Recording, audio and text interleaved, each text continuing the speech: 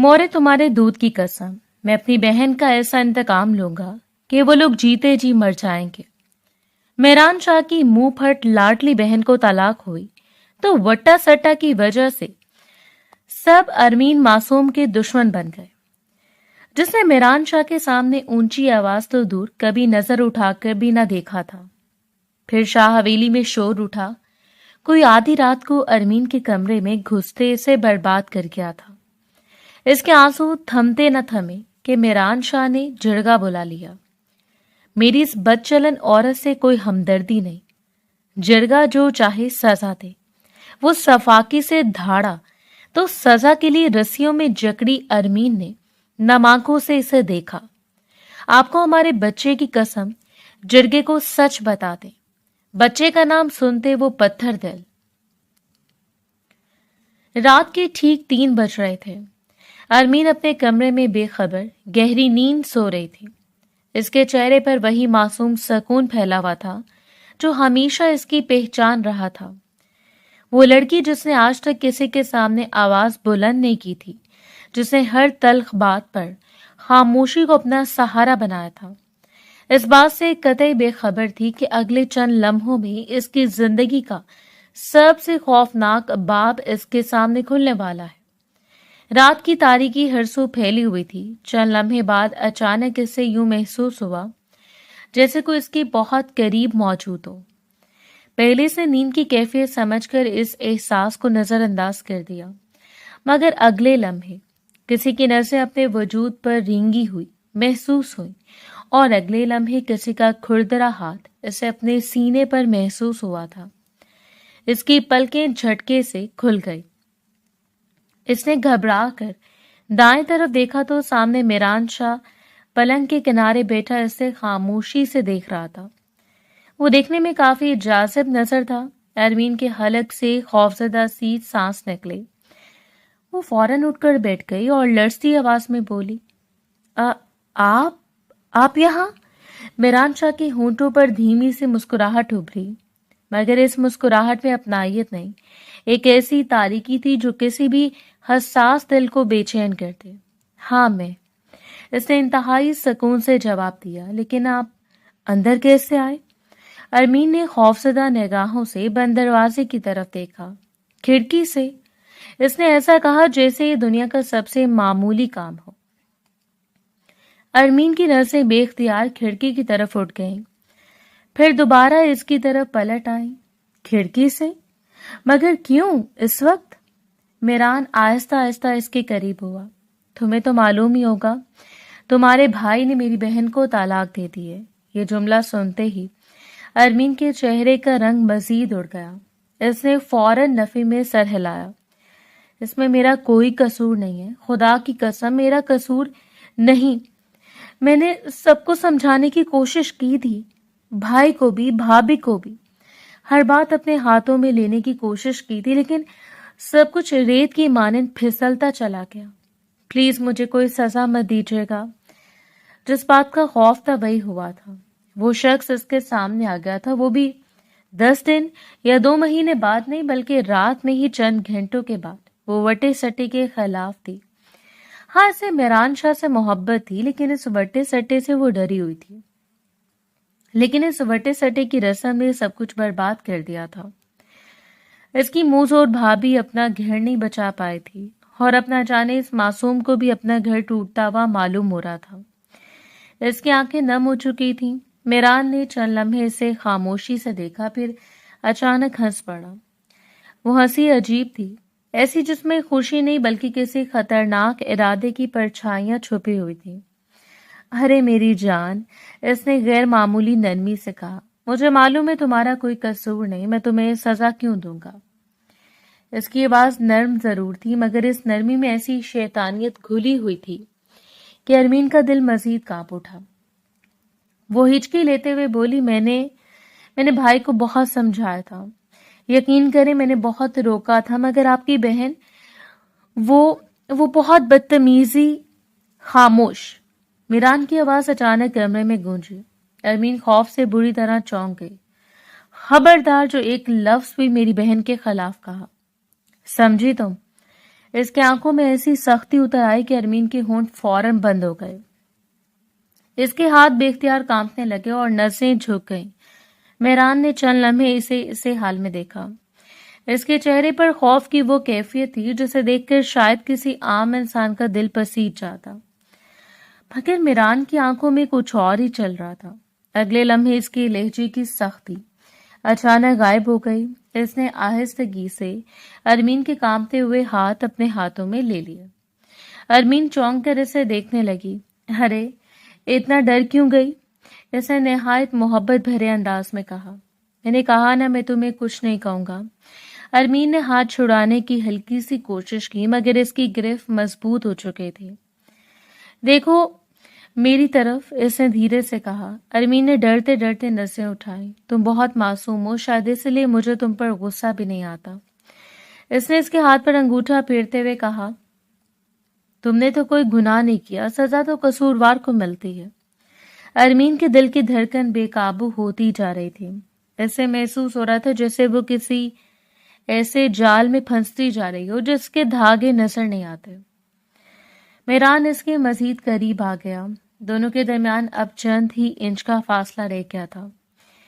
اس کی نظریں مسلسل ارمین کے چہرے پر جمی ہوئی تھیں، جیسے وہ اس خوف کو پڑھ رہا ہو اور اسی خوف سے لطف اندوز ہو رہا ہو. جانتی ہو، وہ سرگوشی کے انداز میں بولا، کچھ بدلے چیخ کر نہیں لیے جاتے، کچھ بدلے تو محبت کا لباس پہن کر لیے جاتے ہیں، اور سامنے والے کو آخری لمحے تک احساس بھی نہیں ہوتا کہ وہ کب شکار بن چکا ہے. ارمین کے جسم میں سنسنی دوڑ گئی. وہ بے اختیار پیچھے ہٹنے لگی مگر دیوار اس کی پشت سے لگ چکی تھی. مہران کے لبوں پر ایک بار پھر وہی پراسرار مسکراہٹ ابھری، ایسی مسکراہٹ جو آنے والے طوفان کی پہلی خاموش دستک تھی. وہ سمجھ پاتی اس سے پہلے وہ اس کے دونوں ہاتھوں کو اپنے قابو میں کر چکا تھا. کمرے میں مکمل اندھیرا تھا. محض چاندنی رات کی روشنی کھڑکی سے آ رہی تھی. وہ آہستہ آہستہ اس کے قریب ہوا اور دوسرے ہاتھ سے اس کی دھڑکنوں کو دبوچ کر اس کی سانسوں کو اپنی گرفت میں لے چکا تھا. وہ بری طرح تلملائی تھی. جس انسان کے سامنے کھڑے ہوتے ہوئے اسے خوف آتا تھا، شرم سے لرزنے لگتی تھی، اس وقت وہ دھیرے دھیرے اپنے اور اس کے درمیان حائل ہر پردے کو ہٹاتا جا رہا تھا. وہ رو رہی تھی، اپنا آپ چھڑانے کے لیے جھٹپٹا رہی تھی، لیکن اس کے لیے ممکن نہیں تھا. وہ ایک صنف نازک تھی جس کے لیے ایک مرد کا مقابلہ کرنا بہت مشکل تھا. دھیرے دھیرے ان دونوں کے درمیان ہر پردہ ہٹتا چلا گیا.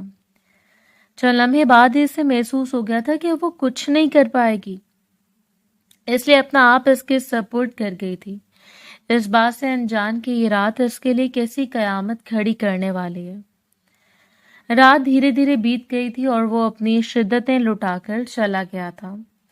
دوپہر 2 بجے مہران شاہ اپنے کمرے میں موجود، صوفے پر سکون سے بیٹھا، سامنے میز پر پھیلے چند اہم کاغذات کا باریک بینی سے جائزہ لے رہا تھا.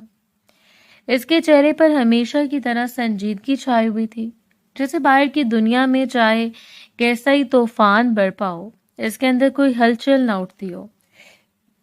تبھی دروازے پر ہلکی سی دستک ہوئی اور جواب کا انتظار کیے بغیر رخشندہ بیگم اندر داخل ہوئی. ان کے چہرے پر غصہ، بے بسی اور دکھ ایک ساتھ نمایاں تھے. وہ تیز قدموں سے اس کے سامنے آ کر رکی اور بغیر کسی تمہید کے بول اٹھی، آخر کب تک انتظار کرنا ہے مجھے؟ تم نے ابھی تک ان کمبخت لوگوں سے ہماری جان کیوں نہیں چھڑوائی؟ تم نے ابھی تک اپنی بیوی کو طلاق کیوں نہیں دی؟ میں ایک لمحہ بھی اس رشتے کا بوجھ برداشت نہیں کر سکتی. مہران نے نظریں کاغذات سے نہیں ہٹائیں، صرف ایک صفحہ بند کر کے میز پر رکھا اور بےحد سکون بھرے لہجے میں بولا، مورے کھانے کو ہمیشہ ٹھنڈا کر کے کھانا چاہیے، جلد بازی میں منہ جل جاتا ہے. رخشندہ بیگم نے غصے سے اس کی طرف دیکھا. مجھ سے پہیلیوں میں بات مت کرو، سیدھی زبان میں جواب دو. میری بیٹی نے رو رو کر اپنا حشر بڑا کر لیا. ان سنگ دل لوگوں نے ذرا رحم نہیں کیا، ایک لمحے میں اسے گھر سے نکال دیا. اس کی عزت، اس کے جذبات، کسی چیز کی قیمت نہیں سمجھی انہوں نے، اور تم یہاں بیٹھے سکون سے کاغذات دیکھ رہے ہو. مہران نے آہستہ سے کرسی کی پشت سے ٹیک لگائی اور پہلی بار ماں کی آنکھوں میں دیکھا. اس کی آنکھوں میں عجیب سی ٹھنڈک تھی، ایسی ٹھنڈک جو اکثر خطرناک ارادوں کی نشانی ہوتی ہے۔ میں سکون سے نہیں بیٹھا مورے، میں صرف جلد بازی نہیں کر رہا، رخشندہ بیگم نے بے چینی سے کہا۔ پھر آخر کیا کر رہے ہو تم؟ اس کے ہونٹوں پر ہلکی سی مسکراہٹ نمودار ہوئی۔ جس طرح انہوں نے میری بہن کی زندگی برباد کی ہے، میں بھی ان کی بہن کو اسی طرح برباد کروں گا۔ فرق صرف اتنا ہوگا کہ انہیں سمجھ بھی نہیں آئے گی کہ ان کی تباہی شروع کب ہوئی۔ رخشندہ بیگم چند لمحے خاموش رہیں، پھر الجھن سے بولی، تمہارا مطلب کیا ہے؟ میران نے میز پر رکھی قلم انگلیوں میں گھماتے ہوئے کہا۔ شکار کرنے والا شکاری کبھی دوڑ کر وار نہیں کرتا، پہلے شکار کو اپنے محفوظ ہونے کا یقین دلاتا ہے، پھر ایک ہی وار میں سب کچھ ختم کر دیتا ہے۔ مجھے تمہاری کوئی بات سمجھ نہیں آ رہی، انہوں نے جھنجھلا کر کہا۔ بس اتنا سمجھ لیجئے کہ میں اپنا پہلا پتا پھینک چکا ہوں، اب صرف نتیجے کا انتظار ہے۔ کون سا پتا؟ رخشندہ بیگم فوراً آگے بڑھی۔ تم نے کیا کیا ہے؟ میران نے جواب دینے کی بجائے میز پر پڑی فائل بند کی اور اٹھ کر کھڑکی کے پاس جا کھڑا ہوا۔ اس کی پشت ماں کی طرف تھی۔ مورے، اس کی آواز پہلے سے زیادہ دھیمی مگر پورے اعتماد تھی۔ آپ نے مجھے ہمیشہ یہ سکھایا تھا کہ دشمن کو وہی درد ہو جو عمر بھر اسے سونے نہ دے۔ میں نے آپ کی یہی بات یاد رکھی ہے۔ رخشندہ بیگم کا غصہ آہستہ آہستہ تجسس میں بدلنے لگا۔ میران، صاف صاف بتاؤ، کیا تم نے کچھ کیا ہے؟ وہ آہستہ آہستہ اس کی قریب آئی۔ مجھے اندھیرے میں مت رکھو۔ اس نے گردن موڑ کر ماں کی طرف دیکھا، اس کی آنکھوں میں خطرناک اطمینان تیر رہا تھا۔ صرف اتنا جان لیجیے، آپ کے دودھ کی قسم، میں لوگوں کو ایسی اذیتناک تکلیف دوں گا کہ وہ ہر صبح اپنی سانسوں پر افسوس کریں گے۔ انہیں معلوم ہو جائے گا کہ انہوں نے کس کی بہن کے ساتھ ظلم کیا تھا، لیکن ابھی نہیں، ابھی صرف انتظار کیجیے۔ رخشندہ بیگم نے بے اختیار پوچھا، کیا تمہاری اس خاموشی کے پیچھے کوئی منصوبہ ہے؟ میران نے چند لمحے نے دیکھا، پھر اس کے لبوں پر ایک پراسرار مسکراہٹ ابھری۔ وہ نہ ہاں بولا نہ انکار کیا، بس خاموشی سے میز پر رکھی فائل اٹھائی اور دوبارہ اس کے اوراق پلٹنے لگا۔ جبکہ رخشندہ بیگم اسی مسکراہٹ کو دیکھتے ہوئے یہ سمجھ چکی تھی کہ ان کا بیٹا کوئی ایسا کھیل شروع کر چکا ہے جس کا انجام شاید کسی کی سوچ سے بھی زیادہ ہولناک ہونے والا تھا۔ ان کے چہرے پر بھی شیطان بھری مسکراہٹ پھیل گئی تھی۔ 2 دن گزر چکے تھے مگر ارمین نے خود کو کمرے کی 4 دیواری میں قید کر لیا تھا۔ کھانا وہ صرف اتنا کھاتی کہ گھر والوں کے اصرار کا جواب بن جائے، باقی وقت خاموشی، آنسو اور الجھن اس کے ساتھ ہی بنے رہتے۔ اس کے دل پر ایک ایسا بوجھ تھا جس کی وجہ سے وہ کسی کو سمجھا بھی نہیں پا رہی تھی۔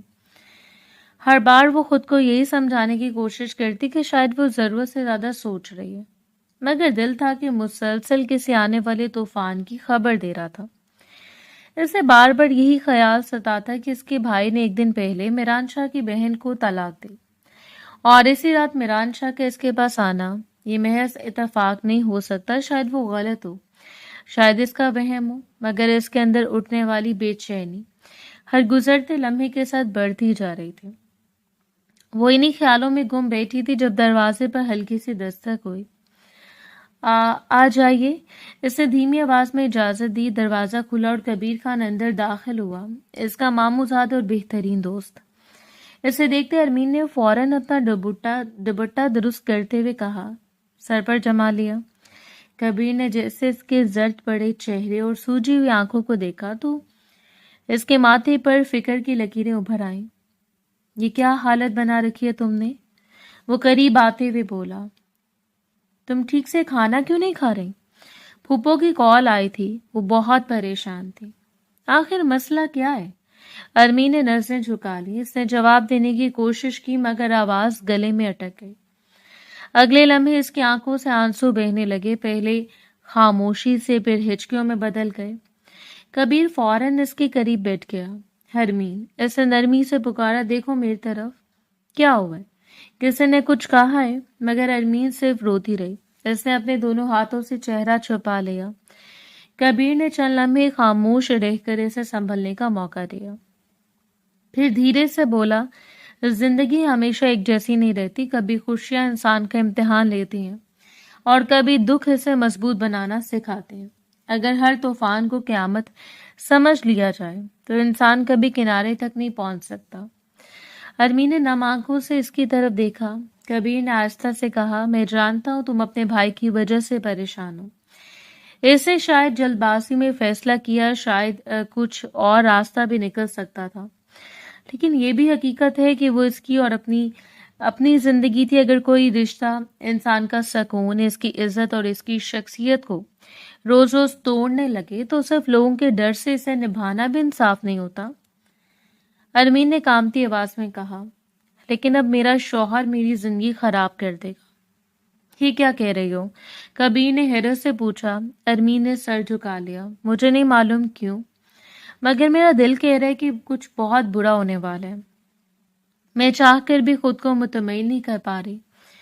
کبیر نے گہری سانس لی۔ دل کبھی کبھی خوف کی زبان بھی بولتا ہے، اور خوف ہمیشہ حقیقت نہیں ہوتا۔ اگر ہم ہر اندیشے کو سچ مان لیں تو جینا ناممکن ہو جائے۔ وہ چند لمحے رکا، پھر بولا، ایک بات ہمیشہ یاد رکھنا، زندگی میں کچھ رشتے صرف اس لیے نہیں نبھائے جاتے کہ ان کا نام رشتہ ہے۔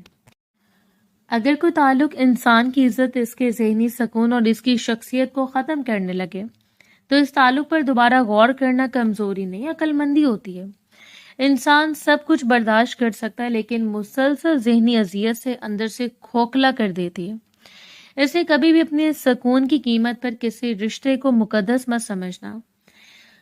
ارمین خاموشی سے اس کی باتیں سنتی رہی۔ اس کی آنکھوں سے آنسو اب بھی بہہ رہے تھے، مگر ان کی شدت پہلے جیسی نہیں رہی تھی۔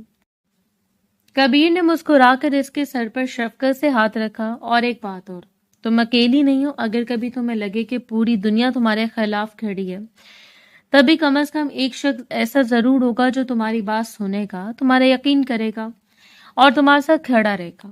اس لیے اپنے دل کی ہر بات اندر دفن مت کیا کرو۔ خاموشی کبھی کبھی انسان کو اس درد سے بھی زیادہ زخمی کر دیتی ہے جسے وہ چھپانے کی کوشش کرتا ہے۔ ارمین نے بھیگی پلکوں سے اس کی طرف دیکھا۔ وہ کچھ کہنا چاہتی تھی، مگر اس کی ہونٹ بھی خاموش رہ گئی، کیونکہ اس کے دل میں چھپا خوف اب بھی لفظ بننے سے انکار کر رہا تھا۔ کبیر کافی دیر اس کے پاس بیٹھا، اسے سمجھاتا رہا، اور پھر خاموشی سے اٹھ کر اپنی پھوپھو کے کمرے کی طرف بڑھ گیا تھا۔ آج صبح سے شاہدہ بیگم کی کال آئی تھی، اور انہوں نے گاؤں میں ہوتے ہوئے تمام واقعے کا ذکر کیا تھا۔ وہ بزنس ٹائکون تھا، اس کے پاس وقت نہیں تھا ان فضول ڈراموں کو جھیلنے کا۔ مگر ارمین کا نام سن کر وہ ایک بہت ضروری میٹنگ ترک کیے گاؤں آیا تھا، اور اب حالات اس سے واقعی پیچیدہ لگ رہے تھے۔ وقت دھیرے دھیرے گزرتا جا رہا تھا، دن ہفتوں میں، ہفتے مہینوں میں بیت گئے تھے۔ 1.5 مہینہ گزر چکا تھا، مگر ارمین کی طبیعت ہر روز بگڑتی جا رہی تھی۔ کبھی شدید متلی، کبھی کمزوری، کبھی بے سبب چکر، حتیٰ کہ آج اس کی ماں نے مزید انتظار کرنا مناسب نہ سمجھا اور اسے ایک لیڈی ڈاکٹر کے پاس لے آئی۔ معائنے کے بعد ڈاکٹر نے فائل بند کرتے ہوئے اطمینان سے کہا، مبارک ہو، آپ حاملہ ہیں۔ یہ ایک جملہ ارمین کے کانوں سے ٹکرایا تو اسے یوں محسوس ہوا جیسے وقت اچانک رک گیا ہو۔ اس کی آنکھیں بے اختیار پھیل گئیں، جبکہ ساتھ بیٹھی اس کی ماں نے حیرت اور بے یقینی سے پہلے ڈاکٹر کو، پھر اپنی بیٹی کو دیکھا۔ کلینک سے گھر پہنچنے تک دونوں کے درمیان ایک لفظ بھی ادا نہ ہوا۔ کمرے میں داخل ہوتے اس کی ماں نے دروازہ بند کیا اور سخت لہجے میں بولی، یہ سب کیا ہے ارمین؟ مہران شاہ تو 1.5 مہینے سے تمہارے پاس آیا ہی نہیں، پھر یہ حمل کیسے ہوا؟ ارمین کے ہونٹ کانپنے لگے، آنکھوں سے آنسو بہنے لگے۔ امی، خدا کی قسم میں جھوٹ نہیں بول رہی۔ وہ اس رات آئے تھے، رات کے اندھیرے میں۔ کھڑکی سے بس ان کی آواز بلند ہوئی، اتنا بڑا جھوٹ مت بولو، کوئی عزت دار آدمی اپنی بیوی کے گھر کھڑکی پھاند کر آتا ہے؟ امی، میری بات پر یقین کریں، میں نے آپ سے کبھی جھوٹ نہیں بولا۔ وہ سسکتے ہوئے بولی، وہ آئے تھے، واقعی آئے تھے، مگر اس کی ماں نے بیزاری سے ہاتھ اٹھایا۔ میں اس کہانی پر یقین نہیں کر سکتی۔ یہ کہہ کر وہ غصے میں کمرے سے باہر نکل گئی۔ دروازہ بند ہونے کی آواز کے ساتھ ہی ارمین جیسے اندر سے ٹوٹ گئی۔ وہ کئی منٹ تک بے حس ہو کر بیٹھی رہی، پھر کانپتے ہاتھوں سے اپنا موبائل اٹھایا۔ اس کی نظریں ایک نمبر پر آ کر رک گئیں۔ آج تک اس نے کبھی مہران شاہ کو خود فون نہیں کیا تھا، مگر آج اس کے پاس کوئی اور راستہ بھی نہیں تھا۔ اس نے ہمت کر کے کال ملا دی. پہلی گھنٹی پر دوسری طرف سے فون اٹھا لیا گیا. ہاں. سرد آواز ابھری. ارمین چند لمحے بول ہی نہ سکی، اس کے لب کانپ رہے تھے. پھر بامشکل آواز نکلی، شاہ صاحب. دوسری طرف خاموشی رہی. ارمین نے روتے ہوئے کہا، آپ اس رات آئے تھے نا کھڑکی سے؟ آج میں ڈاکٹر کے پاس گئی تھی. ڈاکٹر نے بتایا کہ میں حاملہ ہوں. میری طبیعت بہت خراب رہتی ہے. خدا کے لیے آپ گھر آ جائیں. یہاں کوئی میری بات پر یقین نہیں کرا. دوسری طرف چند لمحوں تک مکمل خاموشی چھائی رہی. ارمین نے امید سے فون کو مضبوطی سے پکڑ لیا، مگر اگلے لمحے میران شاہ کی آواز سنائی دی، ایسی سرد اور بے رحم کہ اس کے جسم میں کپ کپی دوڑ گئی. تم ابھی جو بات کر رہی ہو اس کا مطلب سمجھتی ہو؟ ارمین نے سسکتے ہوئے کہا، میں صرف سچ کہہ رہی ہوں. سچ؟ وہ طنزیہ ہنسا. میرے خیال میں تم نے غلط آدمی چن لیا اپنا بوجھ اٹھانے کے لیے. یہ آپ کیا کہہ رہے ہیں؟ ارمین کی آواز ٹوٹ گئی. میں نے آپ پر بھروسہ کر کے فون کیا ہے اور تمہیں لگتا ہے میں آنکھیں بند کر کے تمہاری ہر بات مان لوں گا؟ اس کا لہجہ مزید سخت ہو گیا. تم کسی اور کی گناہ کا الزام میرے سر ڈالنا چاہتی ہو. پہلے تمہارا خاندان مجھے زہر لگتا تھا، اب تم نے ثابت کر دیا کہ میری رائے غلط نہیں تھی. خدا کے لیے ایسا مت کریں. ارمین بے اختیار رو پڑی. میں نے کچھ غلط نہیں کیا، خدا کی قسم اپنے پاس رکھو. میران نے بے رحمی سے بات کاٹ دی. اب یہ معاملہ صرف تمہارے اور میرے درمیان نہیں رہا. میں بھی پنچایت جاؤں گا، وہیں فیصلہ ہوگا کہ سچ کون بول رہا ہے اور جھوٹ کون. اگلی ملاقات پنچایت میں ہوگی. نہیں پلیز میری بات تو سنیں. ارمین گھبرا کر بولی. شاہ صاحب خدا کے لیے فون مت کاٹیں، میری بات مکمل. مگر دوسری طرف سے کال منقطع ہو چکی تھی. ہیلو شاہ صاحب پلیز. وہ بار بار پکارتی رہی مگر جواب میں صرف خاموشی تھی. اس کے ہاتھ سے موبائل پھسل کر بستر پر گر گیا تھا. وہ اپنے دونوں ہاتھوں سے چہرہ ڈھانپ کر اس شدت سے روئی جیسے اس کی آخری امید بھی ابھی اس سے چھین لی گئی ہو. اور وہ پہلی بار اسے محسوس ہوا کہ بعض اوقات سچ بولنے والا بھی دنیا کی نظروں میں سب سے بڑا مجرم بن جاتا ہے. اور اسے اب اپنے عمل سے بے حد افسوس ہو رہا تھا کہ آخر اس نے اسے فون کیا ہی کیوں.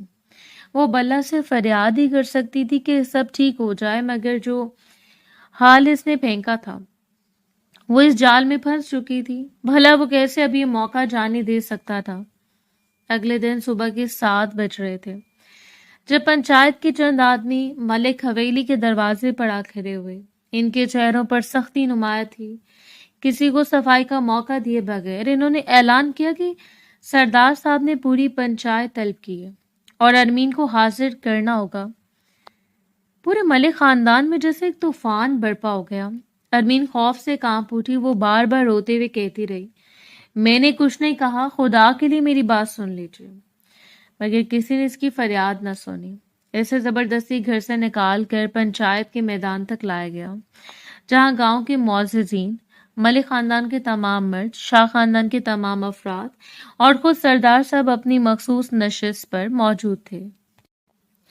ارمین کو سب کے سامنے کھڑا کر دیا گیا. اس کا وجود لرز رہا تھا، نظریں جھکی ہوئی تھی اور آنسو مسلسل بہہ رہے تھے. اسے حکم کے مطابق درخت کے ساتھ رسیوں سے جکڑ دیا گیا. پورا جرگہ خاموش تھا.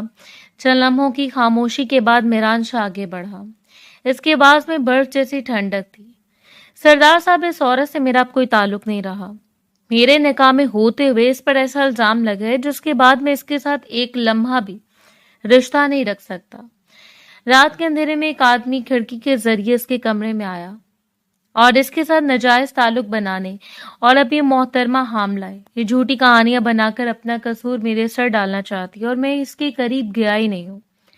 جب سے ہمارا نکاح ہوئے میں مطالبہ کرتا ہوں کہ قانون کے مطابق جو کارروائی بنتی ہے وہ کی جائے اور مجھے اس نکاح سے آزاد کر دیا جائے. اب تک جو جرگے کے قانون کے مطابق ایسی عورتوں کو سزا ملی ہے اسے بھی دی جائے. اس کی بات ختم ہوتے ہی شہزاد اپنے جذبات پر قابو نہ رکھ سکا. وہ غصے سے آگے بڑھا اور بلند آواز میں بولا، جھوٹ بول رہا ہے یہ سردار صاحب. اس نے میری بہن سے بدلہ لینے کے لیے یہ سب کھیل رچا ہے. میں نے اس کی بہن کو طلاق دی تھی اور اب یہ میری معصوم بہن کی زندگی برباد کر رہا ہے. زبان سنبھال کر. میران کی گرجدار آواز پورے میدان میں گونجی.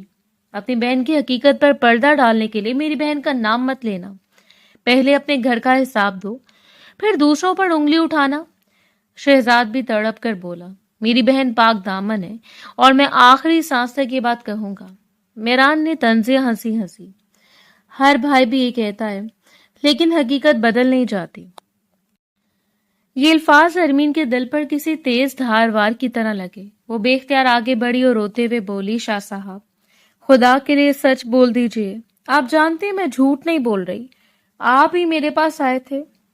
آپ جانتے میں نے کبھی آپ کے علاوہ کسی کو اپنی زندگی میں جگہ نہیں دی. میرے دامن پر ایسا الزام مت لگائیے. اس کی آواز ٹوٹ رہی تھی. آنسو رکنے کا نام نہیں لے رہے تھے. میں آپ سے اپنی عزت کی بھیک مانگ رہی ہوں. کم از کم اتنا تو کہہ دیجئے کہ میں جھوٹ نہیں بول رہی. مگر میران کا چہرہ کسی پتھر کی مانند بے تاثر رہا. اس نے سردار صاحب کی طرف دیکھتے ہوئے کہا، میں اپنے موقف پر قائم ہوں. اس الزام سے میرا کوئی تعلق نہیں ہے. میں اس نکاح کو ختم کرنا چاہتا ہوں اور پنچایت جو مناسب سمجھے فیصلہ کرے. پورے میدان میں خاموشی چھا گئی. سردار صاحب نے ایک ایک چہرہ دیکھا، پھر ارمین کی طرف نظر اٹھائی. ان کے لہجے میں سختی ضرور تھی مگر فیصلہ نپا تولا تھا. یہ معاملہ سنگین ہے، لیکن اس وقت فوری آخری فیصلہ سنانا مناسب نہیں ہوگا.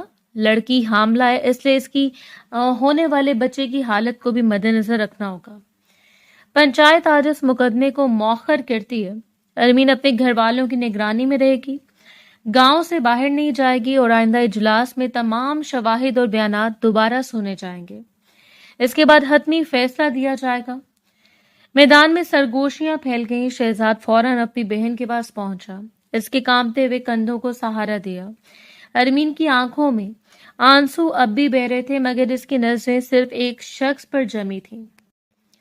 میران نے ایک لمحے کے لیے بھی اس کی طرف دوبارہ نہیں دیکھا. وہ پلٹا، اپنے ساتھیوں کے ساتھ گاڑی کی طرف بڑھا اور بغیر کچھ کہے وہاں سے روانہ ہو گیا. جبکہ ارمین کو پہلی بار شدت سے محسوس ہوا کہ بعض اوقات سب سے زیادہ تکلیف الزام نہیں دیتا بلکہ اس شخص کی خاموشی دیتی ہے جس کی ایک سچ سے پوری دنیا بدل سکتی تھی. شہزادے سے آزاد کروا کر فوراً گھر کی طرف بڑھ گیا تھا. 2 گھنٹے بعد ڈرائنگ روم میں ایسی خاموشی چھائی ہوئی تھی جو کسی ماتم سے کم محسوس نہیں ہو رہی تھی. ارمین صوفے کے کونے میں بالکل ساکت بیٹھی تھی. اس کی آنکھیں مسلسل ایک ہی نقطے پر جمی ہوئی تھیں جسے وہ اس کمرے میں موجود ہی نہ.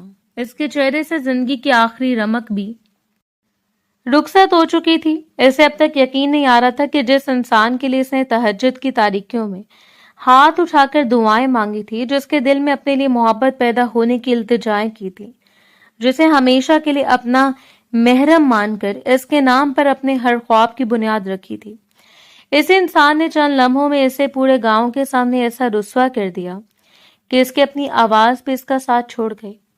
اسے محسوس ہو رہا تھا جیسے اس کی پوری زندگی ایک ہی دن میں اس سے چھین لی گئی ہو. کمرے میں موجود ہر شخص خاموش تھا. کوئی اسے تسلی دینے کے لیے لفظ نہیں ڈھونڈ پا رہا تھا. شہزاد بھی ایک طرف سر جھکائے بیٹھا تھا. اس کے چہرے پر پچھتاوا صاف دکھائی دے رہا تھا.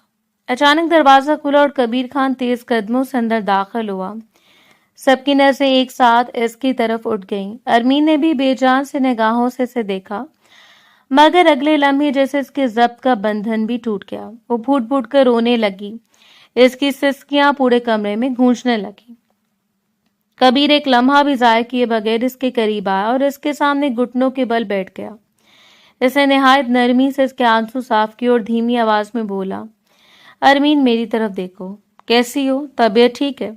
ارمین نے بھیگی پلکوں سے اس کی طرف دیکھا اور اگلے لمحے اس کے لب کانپنے لگے. سب ختم ہو گیا ہے کبیر. اس کی آواز ٹوٹ رہی تھی.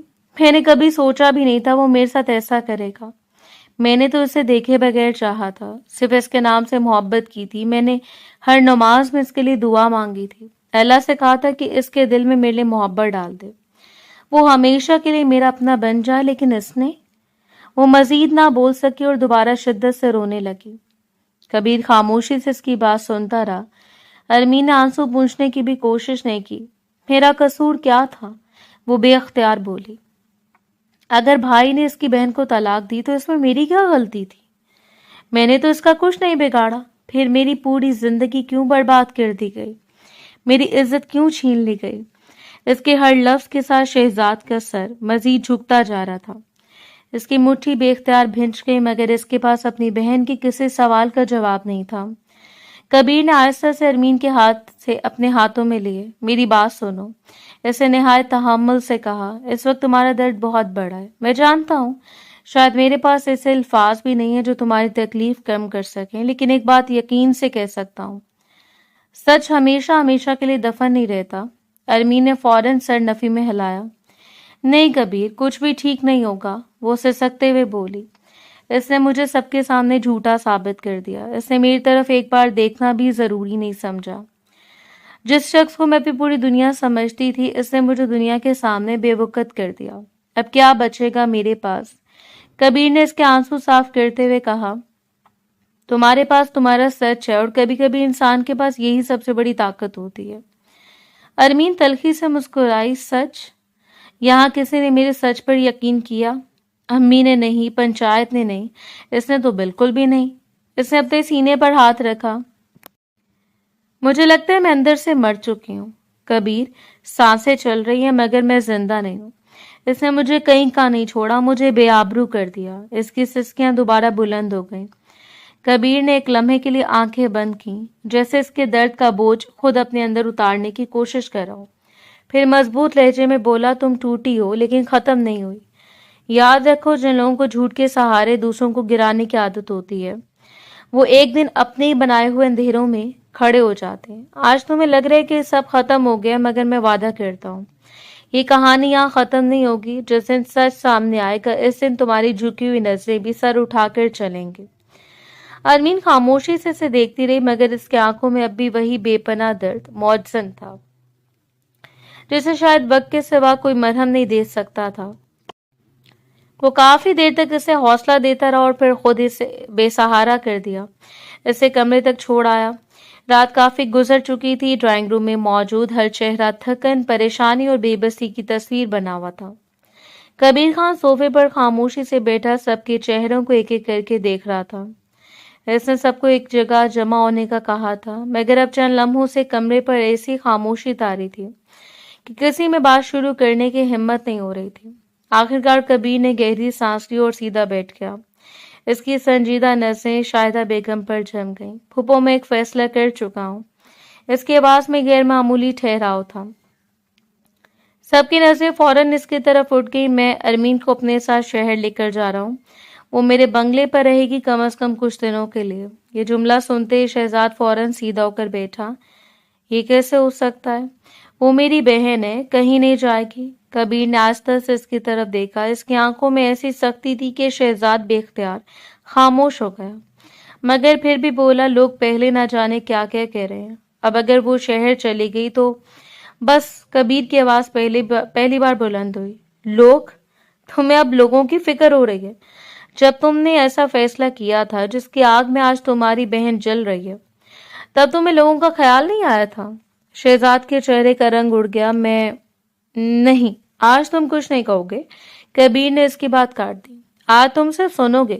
تمہاری جلد بازی نے ایک نہیں 2 خاندانوں کی زندگی اجاڑ دی۔ اگر تم نے اس وقت جذبات کی بجائے عقل سے کام لیا ہوتا تو شاید آج ارمین اس حالت میں نہ ہوتی۔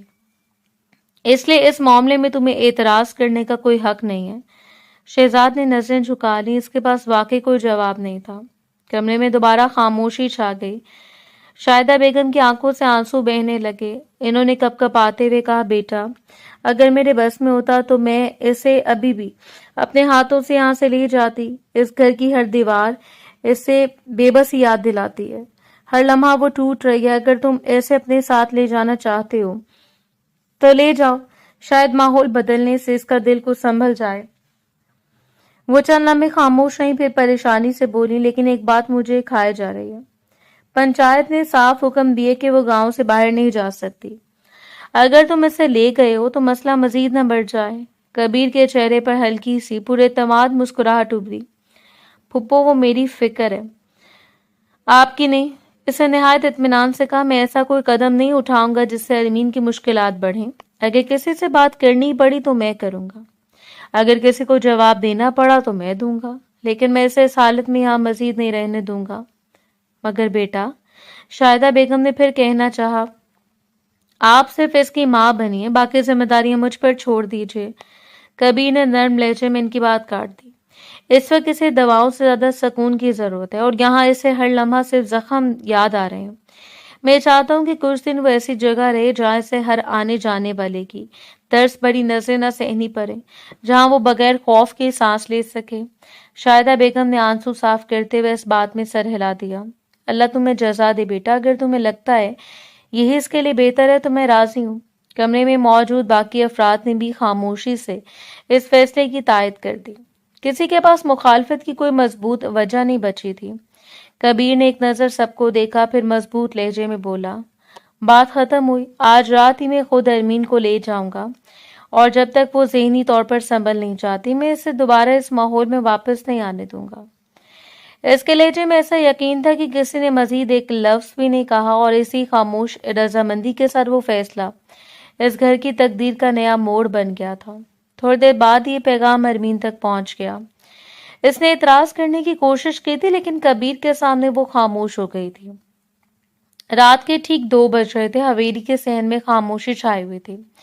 کبیر خان نے گاڑی کا دروازہ کھولا تو ارمین نے ایک بار پھر پلٹ کر اس گھر کو دیکھا جہاں اس نے بے شمار خواب دفن کیے تھے۔ اس کی پلکیں دوبارہ بھیگ گئیں۔ کبیر نے آہستہ سے کہا، آؤ، زیادہ دیر یہاں رکنا ٹھیک نہیں ہے۔ ارمین نے خاموشی سے اس بات میں سر ہلایا اور گاڑی میں بیٹھ گئی۔ چند لمحوں بعد گاڑی گاؤں کی سنسان گلیوں سے گزرتی اور مرکزی راستے کی طرف بڑھنے لگی۔ دونوں کے درمیان مکمل خاموشی تھی۔ ارمین اپنی انگلیاں ایک دوسرے میں پھنسا کر بیٹھی تھی، جیسے خود کو سنبھالنے کی کوشش کر رہی ہو۔ اچانک اس کی ضبط کی دیوار پھر ٹوٹ گئی۔ اس کے آنسو بے اختیار بہنے لگے۔ کبیر نے ایک لمحے کے لیے اس کی طرف دیکھا، پھر فوراً نظریں دوبارہ سڑک پر جما دی۔ رو لو، اس نے دھیرے سے کہا، کبھی کبھی آنسو انسان کا بوجھ ہلکا کر دیتے ہیں۔ ارمین نے سسکتے ہوئے کہا، میں نے آخر کس کا کیا بگاڑا تھا کبیر؟ میں نے تو ہمیشہ سب کی خوشی مانگی، کبھی کسی سے نفرت نہیں کی۔ پھر میرے ساتھ ہی ایسا کیوں ہوا؟ اس کی آواز ہر لفظ کے ساتھ مزید ٹوٹتی جا رہی تھی۔ جس انسان کو میں اپنی دعاؤں میں مانگتی رہی، اس نے میرے وجود پر ایسا الزام لگا دیا کہ اب آئینے میں اپنی شکل دیکھنے سے بھی ڈر لگتا ہے۔ مجھے لگتا ہے میں کہیں کی نہیں رہی۔ کبیر نے نہایت سنجیدگی سے کہا، ارمین، ایک بات یاد رکھنا، کسی کا جھوٹ تمہاری حقیقت کو نہیں بدل سکتا۔ اگر کوئی تم پر کیچڑ اچھالتا ہے تو اس سے تمہارا کردار گندا نہیں ہوتا، صرف اس کے ہاتھ گندے ہوتے ہیں۔ وہ تلخ مسکراہٹ کے ساتھ بولی، یہ باتیں کتابوں میں اچھی لگتی ہیں، حقیقت میں لوگ سچ نہیں دیکھتے، صرف الزام دیکھتے ہیں۔ آج ہر شخص مجھے اسی نظر سے دیکھ رہا تھا، اور جیسے میں واقعی مجرم ہوں۔ کبیر نے دھیرے سے جواب دیا، لوگوں کی نظریں بدلنے میں وقت لگتا ہے، مگر انسان کو سب سے پہلے اپنی نظر میں خود کو بے قصور ثابت رکھنا پڑتا ہے۔ جس دن تم خود ٹوٹ گئی، اس دن واقعی ہار جاؤ گی۔ ارمین نے آنسو صاف کرتے ہوئے کہا، مجھ میں اب لڑنے کی ہمت نہیں رہی، تب تک میری ہمت استعمال کر لینا۔ کبیر نے پہلی بار ہلکی سی مسکراہٹ کے ساتھ کہا، تم اکیلی نہیں ہو۔ جب تم خود چلنے کے قابل نہ رہو تو دوست سہارا دیتے ہیں، اور جب دوست بھی خاموش ہو جائیں تو سمجھو دوستی صرف لفظ تھی۔ میں ایسا دوست نہیں ہوں۔ ارمین نے نم آنکھوں سے اس کی طرف دیکھا، اگر تم نہ ہوتے تو شاید میں وہ جملہ مکمل نہ کر سکی۔ کبیر نے فوراً بات کا رخ بدل دیا، آج کسی انجام کی بات نہیں ہوگی، آج صرف ایک بات ہوگی، تم زندہ رہوگی، مضبوط رہوگی، اور ایک دن اپنا سچ ثابت کرو گی۔ اس لمحے کبیر کی نظریں آگے پڑنے والی تیز روشنیوں پر جا ٹھہری۔ چند گاڑیاں سڑک کے کنارے کھڑی تھیں، اور چند آدمی آنے جانے والی گاڑیوں پر نظر رکھے ہوئے تھے۔ کبیر کا چہرہ سنجیدہ ہو گیا۔ اس نے بے رفتار کہا، رفتار آہستہ کر دی۔ ارمین نے بھی سامنے دیکھا تو گھبرا کر بولی، یہ تو پنچایت کے لوگ لگ رہے ہیں۔ اس کے ہاتھ کانپنے لگے، وہ مجھے دیکھ لیں گے۔ کبیر نے پرسکون لہجے میں کہا، گھبراؤ مت، میری طرف دیکھو۔ وہ اس کی طرف متوجہ ہوئی۔ اپنا دوپٹہ اچھی طرح اوڑھ لو اور سیٹ پر سکون سے ٹیک لگا کر بیٹھ جاؤ۔ کوئی بے چینی ظاہر مت کرنا، باقی بات میں سنبھال لوں گا۔ ارمین نے فوراً اس کی بات مانی۔ اس کا دل زور زور سے دھڑک رہا تھا۔ گاڑی آہستہ آہستہ لوگوں کے قریب جا کر رکی۔ ایک شخص آگے بڑھا اور شیشے کے قریب آ کر بولا، کبیر صاحب اس وقت کہاں جا رہے ہیں؟ کبیر نے پوری سنجیدگی سے جواب دیا، शहर जाने की जरूरी तिबी मामला है, सुबह तक वापस राब्ता हो जाएगा। इस शख्स ने गाड़ी के अंदर झांकने की कोशिश की, मगर अरमीन खामोशी से सर झुकाए बैठी रही। इसका चेहरा दुपट्टे के साए में छुपा हुआ था। चंद लम्हों की खामोशी के बाद इस शख्स ने एक कदम पीछे हटकर रास्ता दे दिया। ठीक है, तशरीफ ले जाएं। कबीर ने मुख्तसर सा सर हिलाया और गाड़ी दोबारा आगे बढ़ा दी। चंद मिनट गुजरने के बाद अरमीन ने जैसे पहली बार खुलकर सांस ली। इसके हाथ अब भी कांप रहे थे। कबीर ने धीरे से कहा, देखा, हर मुश्किल का मुकाबला घबराहट से नहीं, हौसले से किया जाता है। अरमीन ने भीगी आंखों से खिड़की के बाहर देखा। गांव की रोशनी आहिस्ता आहिस्ता पीछे रहती जा रही थी, जबकि सामने का अनजान सफर इसका इंतजार कर रहा था। इसे मालूम नहीं था कि आने वाले दिन इसके लिए क्या लिखे हुए हैं, मगर इतना जरूर महसूस हो रहा था कि इस तारीख रात में कम से कम एक शख्स ऐसा मौजूद था जो इसका हाथ छोड़ने के लिए तैयार नहीं था। धीरे धीरे एक हफ्ता गुजर चुका था। पूरे गांव में एक ही बात जुबान ज़द-ए-आम थी कि अरमीन गांव छोड़कर जा चुकी है। इसी खबर ने दोबारा पंचायत को इकट्ठा होने पर मजबूर कर दिया था। मैदान में हस्बे मामूल गांव के मुअज़्ज़िज़ीन अपनी नशस्तों पर मौजूद थे।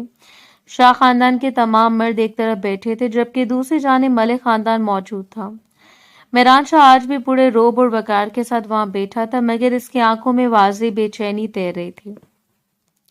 सरदार साहब ने सख्त निगाहों से शहजाद को देखा और भारी आवाज में बोले, ये हमें क्या खबर मिली है? तुम्हारी बहन गांव छोड़कर चली गई है, जब पंचायत साफ हुक्म दे चुकी थी कि वो फैसला होने तक गांव से बाहर नहीं जाएगी। तो फिर ये हुक्म किसने तोड़ा? शहजाद ने सर उठाया। इसके चेहरे पर थकन जरूर थी, मगर लहजा पहले से कई ज्यादा मजबूत था। सरदार साहब, वो वापस आएगी, मगर इस वक्त नहीं। इसकी जान, इसकी ज़हनी हालत दोनों खतरे में थी। हम इसे छुपा कर नहीं ले गए, हम इसे संभालने के लिए लेके गए हैं। सरदार साहब ने भवें सुकेर ली। तुम्हें पंचायत के फैसले से इख्तलाफ था तो हमारे सामने रखते। अपनी मर्जी से कानून हाथ में लेने का इख्तियार तुम्हें किसने दिया? शहजाद ने तहम्मुल से जवाब दिया, मैं कानून नहीं तोड़ा, सिर्फ अपनी बहन को जिंदा रखने की कोशिश कर रहा हूँ। वो जिस हालत में यहाँ से गई, अगर वो मजीद यहीं रहती तो शायद खुद को भी संभाल ना पाती, न अपने होने वाले बच्चे को। वो वापस आएगी और इस दिन अपने साथ ऐसे सबूत भी लाएगी जो हर सवाल का जवाब देंगे।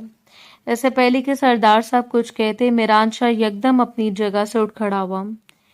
इसकी आवाज गुस्से से भरी हुई थी। ये नामुमकिन है, वो अभी मेरे निकाह में है। मेरी इजाजत के बगैर वो गांव क्या एक कदम भी कहीं नहीं ले जा सकती।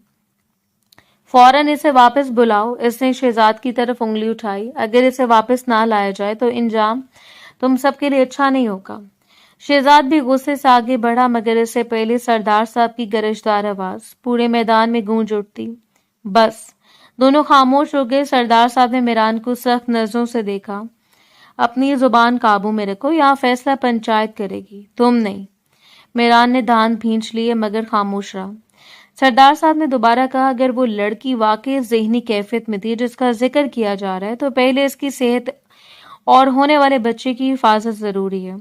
एक परेशान हाल औरत से इंसाफ की तवक्को नहीं की जा सकती, ना ही ऐसी हालत में इससे कोई बयान लिया जा सकता है। मेहरान ने तल्खी से कहा, लेकिन वो मेरे निकाह में है। निकाह अपनी जगह, इंसाफ अपनी जगह। सरदार साहब ने दो टूक आवाज में जवाब दिया, जब वो वापस आएगी, इस वक्त पंचायत दोबारा बैठेगी, तमाम बातें सुनी जाएंगी, सबूत देखे जाएंगे, फिर फैसला होगा। चंद लम्हे खामोश रहकर इन्होंने मजीद कहा, और अगर इस वक्त तक मलिक खानदान पंचायत के सामने हाजिर ना हुआ या लड़की को बिला जवाब छुपाया गया, तो फिर इसके नतायज भी इन्हें भुगतना होंगे। लेकिन इस वक्त इसकी मौजूदा हालत को देखते हुए हम मजीद सख्त कदम नहीं उठाएंगे। मेहरान का चेहरा गुस्से से सुर्ख हो चुका था। इसकी मुट्ठियां भींची हुई थीं और जबड़े सख्ती से बंद थे। वो शायद कुछ और कहना चाहता था, मगर सरदार साहब की आखिरी निगाह ने इसे खामोश रहने पर मजबूर कर दिया था। वो शदीद गुस्से में अपनी नशिस्त पर वापस बैठ गया। इसकी आंखों में आग भड़क उठी, जैसे वो किसी नए मंसूबे की बुनियाद इसे लम्हे रख रहा हो। जबकि दूसरी तरफ शहजाद ने पहली बार महसूस किया था कि शायद वक्त ने इन्हें चंद सांसों की मोहलत जरूर दे दी है, मगर असल इम्तिहान अभी बाकी था। धीरे धीरे 2 महीने गुजर चुके थे। इन 2 महीनों में अरमीन की जिंदगी अगर किसी एक शख्स के गिर्द घूमने लगी थी तो वो कबीर था। इसने एक लम्हे के लिए भी इसे तन्हा महसूस नहीं होने दिया था। सुबह दफ्तर जाने से पहले इसकी खैरियत पूछता, दोपहर में कई बार फोन करके मुलाजमत से इसकी तबीयत का हाल मालूम करता। ڈاکٹر کی ہر ہدایت خود نوٹ کرتا، وقت پر دوائیں لاتا اور شام کو دفتر سے واپس آتے ہی سب سے پہلے اس کے کمرے کا رخ کرتا۔ کہنے کو اس کی ماں، اس کا بھائی اور اس کا شوہر اس کے سب سے قریبی رشتے تھے، مگر قسمت نے اس کے حصے میں ایک ایسا شخص لکھ دیا تھا جس کا اس سے خون کا نہیں بلکہ خلوص کا رشتہ تھا۔ اس شام دروازے پر ہلکی سی دستک ہوئی۔ ارمین نے اجازت دی تو کبیر اندر داخل ہوا۔ اس کی نظریں حسب معمول پہلے ارمین کے چہرے پر گئیں، پھر بے اختیار اس کے پاؤں پر رک گئیں۔ وہ ایک لمحے کے لیے خاموش ہوا، پھر فوراً اس کی طرف بڑھا۔ ارمین، اس کی آواز میں تشویش نمایاں تھی، تمہارے پاؤں میں کافی سوجن آ گئی ہے، تم نے مالش نہیں کروائی؟ ارمین نے نظریں جھکا کر دھیرے سے کہا، نہیں۔ کیوں؟ مجھے اچھا نہیں لگتا کہ کوئی میرے پاؤں کو ہاتھ لگائے۔ کبیر نے ایک لمحہ اسے دیکھا، پھر بالکل سنجیدگی سے بولا، رکو میں کر دیتا ہوں۔ ارمین نے چونک کر فوراً سر اٹھایا، نہیں۔ اس کی آواز بے اختیار بلند ہو گئی، کبھی ایسا مت کرنا، مجھے بالکل اچھا نہیں لگے گا، تم پہلے ہی میرے لیے بہت کچھ کر چکے ہو، مجھے مزید شرمندہ مت کرو۔ کبیر نے ہلکی سی خفگی سے اسے دیکھا، خبردار آئندہ یہ لفظ زبان پر نہ لانا۔ ارمین خاموش ہو گئی۔ وہ نہایت مضبوط لہجے میں بولا، دوست تو تم میری اور میرے لیے بہت اہم ہو، تمہاری تکلیف میرے سامنے اور میں اسے دیکھتا رہوں، یہ مجھ سے نہیں ہوگا۔ ارمین کی آنکھیں نم ہو گئیں، وہ دھیرے سے بولی، کوئی دوست بھی اتنا نہیں کرتا جتنا تم کرتے ہو۔ کبھی کبھی سوچتی ہوں کہ آخر کیوں؟ تمہارا مجھ پر کوئی حق بھی تو نہیں بنتا، پھر بھی تم ہر لمحہ میرا خیال رکھتے ہو۔ کبیر نے اس کے سوال کا جواب نہیں دیا۔ اس نے صرف دروازے کی طرف رخ کیا اور بلند آواز میں ملازمہ کو پکارا۔ چند لمحوں بعد ملازمہ اندر آئی تو کبیر نے کہا، گرم زیتون کا تیل لے آئیں اور ابھی ان کے پاؤں کے ہلکے سے ہاتھ سے مالش کریں۔ ڈاکٹر نے بھی سوجن کم رکھنے کا کہا تھا۔ نہیں، ضرورت نہیں، ارمین نے فوراً انکار کیا، میں بالکل ٹھیک ہوں۔ کبیر نے اس کی طرف دیکھے بغیر کہا، یہ فیصلہ تم نہیں کرو گی؟ کبیر، پلیز۔ کوئی پلیز نہیں، اس نے پہلی بار سخت لہجے میں کہا، جب تک تم خود اپنا خیال رکھنا نہیں سیکھتی تب تک مجھے سخت بننا پڑے گا۔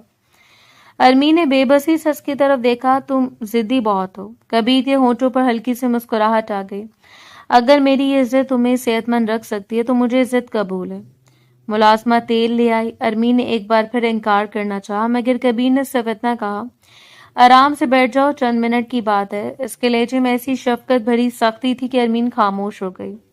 ملازمہ احتیاط سے اس کے پاؤں پر تیل لگا کر ہلکے ہاتھ سے مالش کرنے لگی۔ کبیر پورا وقت وہیں کھڑا رہا، اس کی نظریں مسلسل سوجن پر تھیں۔ زیادہ دباؤ مت دینا، آہستہ، وہ ملازمہ کو ہدایت دیتا رہا۔ ارمین خاموشی سے اسے دیکھتی رہی، اس کے آنکھوں میں پھر نمی اتر آئی۔ اس کے دل میں بار بار ایک ہی خیال گردش کر رہا تھا، جن لوگوں پر اس کا حق تھا وہ اسے تنہا چھوڑ گئے، اور جس شخص پر اس کا کوئی حق نہیں تھا وہ اس کی ہر تکلیف کو اپنا فرض سمجھ کر کم کرنے میں لگا ہوا تھا۔ کبیر نے جب اس کی بھیگی ہوئی آنکھیں دیکھی تو صرف اتنا کہا، ایک دن آئے گا جو تمہیں کسی احسان کا بوجھ محسوس نہیں ہوگا، کیونکہ تم سمجھ جاؤ گی کہ سچے رشتے حساب نہیں رکھتے، صرف ساتھ نبھاتے ہیں۔ ارمین نے کوئی جواب نہیں دیا، بس خاموشی سے نظریں جھکا لی، مگر اس کے دل میں پہلی بار یہ احساس ضرور جاگا تھا کہ کبھی کبھی زندگی انسان سے سب کچھ چھین کر اسے ایک ایسا سہارا دے دیتی ہے جس کی وہ دعا بھی نہیں کرتا۔ آہستہ آہستہ 7 مہینے بیت چکے تھے۔ ارمین کا حمل آخری مہینے میں داخل ہو چکا تھا۔ جسم دن بہ دن بوجھل ہوتا جا رہا تھا اور طبیعت بھی پہلے سے کئی زیادہ ناساز رہنے لگی۔ وہ کمرے کے صوفے پر خاموش بیٹھی کھڑکی کے پار پھیلے آسمان کو دیکھ رہی تھی۔ اس کی آنکھوں میں ایسی اداسی بسی ہوئی تھی جیسے زندگی نے اس سے مسکرانے کا حق ہی چھین لیا ہو۔ دوپہر سے اس نے کچھ نہیں کھایا تھا۔ دروازے پر ہلکی سی دستک ہوئی اور جواب کا انتظار کیے بغیر وہ اندر داخل ہوا۔ اس کے ہاتھ میں کھانے کی ٹرے تھی۔ اس نے ایک نظر ارمین کو دیکھا، پھر ٹرے میز پر رکھ دی، پھر کھانا نہیں کھایا؟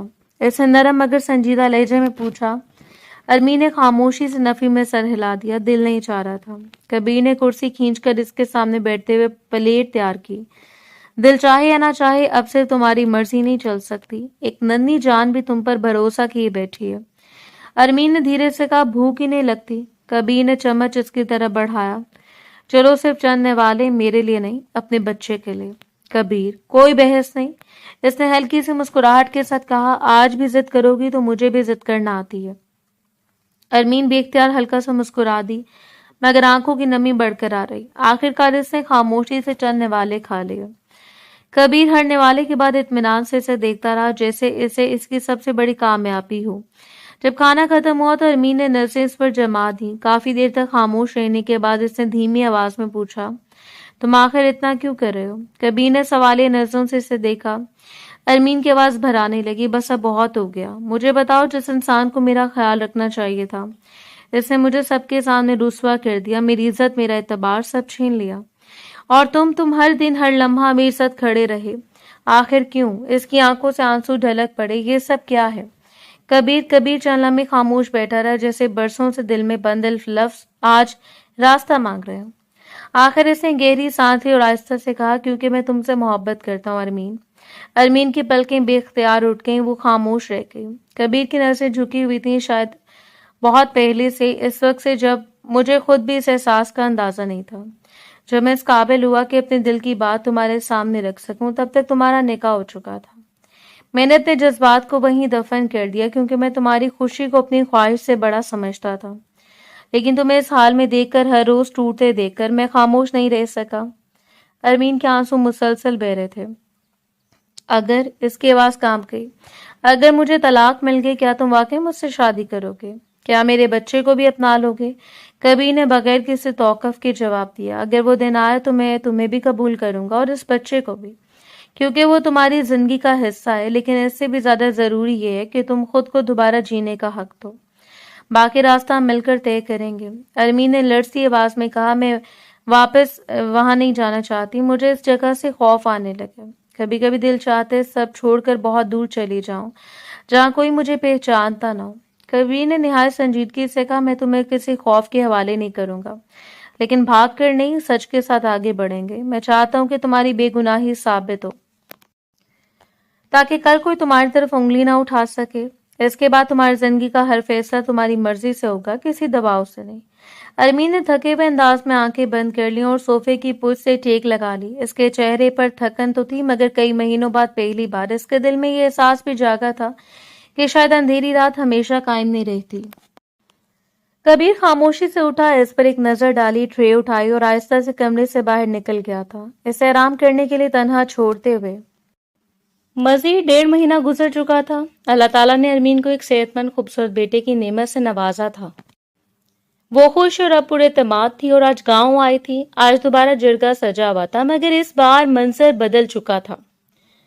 ارمین پہلے کی طرح خوف سے کانپتی ہوئی نہیں, بلکہ اپنے نومولود بیٹے کو سینے سے لگائے کبیر کے ساتھ پرسکون قدموں سے میدان میں داخل ہوئی. تمام نگاہیں ایک ساتھ اس پر جم گئیں. مہران شاہ بھی اپنی جگہ بیٹھا سخت نظروں سے اسے دیکھ رہا تھا, مگر آج ارمین نے ایک بار بھی اس کی طرف نہیں دیکھا. سردار صاحب نے سنجیدہ لہجے میں کہا, کارروائی شروع کی جائے. کبیر آہستہ سے کھڑا ہوا, اس کی آواز میں نہ غصہ تھا نہ چیخ, صرف ایسا درد تھا جو ہر سننے والے کے دل تک اتر رہا تھا. سردار صاحب, آج میں کسی کی توہین کرنے نہیں آیا, صرف انصاف مانگنے آیا ہوں. یہ وہی لڑکی ہے جسے اس کے اپنے شوہر نے سب کے سامنے جھوٹا, بدکردار اور بے عزت ثابت کیا. جس عورت کو حمل کے دنوں میں سہارا ملنا چاہیے تھا, اسے تنہائی ملی. جسے تحفظ ملنا چاہیے تھا, اسے الزام ملا. جسے عزت ملنی چاہیے تھی, اسے رسوائی ملی. اس کا قصور صرف اتنا تھا کہ اس کے بھائی نے ایک ایسا فیصلہ کیا جس کا بدلہ اس شخص نے اپنی بے گناہ بیوی سے لیا. پورا میدان خاموش ہو گیا. کبیر نے میران کی طرف دیکھا. تم نے ایک عورت کو سزا نہیں دی, تم نے انسانیت کو زخمی کر دیا. میران یکدم کھڑا ہو گیا. بہت ڈرامہ ہو گیا. اگر اتنی ہمدردی ہے تو اس کے لیے, یہ بچہ تمہارا ہے. مجھ پر فضول الزام لگانے سے حقیقت نہیں بدل جائے گی. کبیر نے بغیر کسی رد عمل کے اپنی فائل کھولی اور ایک رپورٹ نکال کر سردار صاحب کے سامنے رکھ دی. میں جانتا تھا یہ یہی کرے گا, اس لیے پہلے ہی سائنسی ثبوت حاصل کر لیے گئے. یہ ڈی این اے رپورٹ ہے. میڈیکل کے مطابق یہ بچہ میران شاہ کی اولاد ہے. اب جھوٹ کے لیے کوئی جگہ باقی نہیں رہی. رپورٹ سردار صاحب کے ہاتھوں سے ہوتی میران تک پہنچی. اس نے بے یقینی سے صفحات پلٹے. اس کے چہرے کا رنگ لمحہ بلمحہ اڑتا چلا گیا. میدان میں سرگوشیاں پھیل گئیں. کبیر کی آواز دوبارہ گونجی, سردار صاحب, اگر آج بھی ایک عورت کو انصاف نہ ملا تو کل اس گاؤں کی کوئی بیٹی ظلم کے خلاف کھڑی ہونے کی ہمت نہیں کرے گی. انصاف صرف ایک شخص کے لیے نہیں ہوتا, انصاف آنے والی نسلوں کے لیے مثال بنتا ہے. میں اس عورت کے لیے طلاق کا مطالبہ کرتا ہوں تاکہ اسے اس رشتے سے آزاد کیا جائے جس نے اسے صرف اذیت دی ہے، اور ایک ایسے شخص کو اس کے لیے قانونی ذمہ داری بھی اٹھانی چاہیے۔ سردار صاحب کافی دیر خاموش رہے، پھر دھیرے سے بولے، ثبوت واضح ہیں، پنچایت کا فیصلہ سنایا جاتا ہے، میران شاہ فوری طور پر ارمین کو طلاق دے گا، بچے کی قانونی کفالت اور پرورش کے اخراجات کی ذمہ داری بھی اس پر عائد ہوگی۔ اتنا کہنا تھا کہ ارمین اپنے بیٹے کو سینے سے لگائے آہستہ سے کھڑی ہوئی۔ اس کے آواز کمزور تھی مگر یقین سے بھری ہوئی۔ سردار صاحب، مجھے انصاف چاہیے تھا، صدقہ نہیں۔ میں اپنے بچے کی پرورش کے لیے اس انسان کا 1 روپیہ بھی قبول نہیں کروں گی۔ اگر مجھے بھوک برداشت کرنی پڑی، محنت کرنی پڑی یا زندگی بھر مشکلات اٹھانی پڑی، تب بھی میں اپنے بیٹے کی پرورش اس رقم سے نہیں کروں گی جس کے ساتھ میری بے عزتی کی یادیں جڑی ہوں۔ میرے بچے کی عزت میرے لیے ہر دولت سے بڑھ کر ہے۔ پورا میدان خاموش ہو گیا۔ سردار صاحب نے پہلی بار ارمین کو احترام سے دیکھا اور کہا کہ تمہارا فیصلہ تمہاری خودداری کا ثبوت ہے۔ پنچایت بچے کی مکمل تحویل اس کی ماں ارمین کو دیتی ہے۔ آئندہ اس بچے پر کسی قسم کا زبردستی کا دعویٰ قبول نہیں کیا جائے گا اور میران شاہ کو اپنے کیے پر جرمانہ بھی ادا کرنا ہوگا۔ میران کا سر آہستہ آہستہ جھک گیا تھا۔ آج پہلی بار اس کے پاس کوئی جواب نہیں تھا۔ اس کی انا، اس کا غرور اور اس کا جھوٹ سب ایک سچ کے سامنے شکست کھا چکے تھے۔ ارمین نے اپنے بیٹے کو محبت سے چوم کر آنکھیں بند کی۔ آج اسے صرف ایک مقدمہ نہیں جیتا تھا بلکہ اپنے وجود، اپنی عزت اور اپنی آواز کو دوبارہ حاصل کیا تھا۔ وہ کبیر کے ساتھ میدان سے باہر نکلی تو سورج کی روشنی اس کے چہرے پر پڑ رہی تھی، جیسے زندگی سے خاموشی سے یہ پیغام دے رہی ہو کہ ظلم وقتی طور پر طاقتور ہو سکتا ہے مگر سچ جب ثابت قدم رہتا ہے تو آخرکار انصاف تک اپنا راستہ ضرور بنا لیتا ہے۔